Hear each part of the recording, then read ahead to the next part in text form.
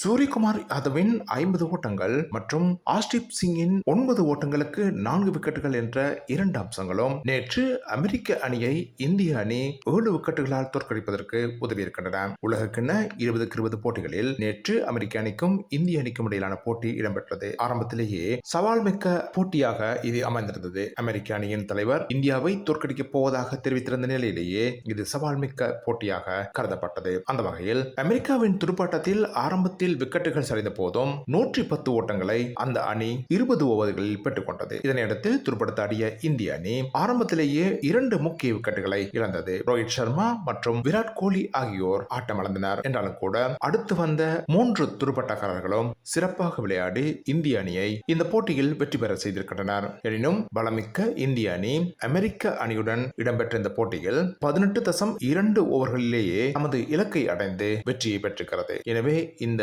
உலகக்கிண்ண 2020 போட்டிகளிலே அமெரிக்க அணி பலம் வாய்ந்த அணியாக உருவாகி இருக்கிறது என்பதை குறிப்பிடலாம்.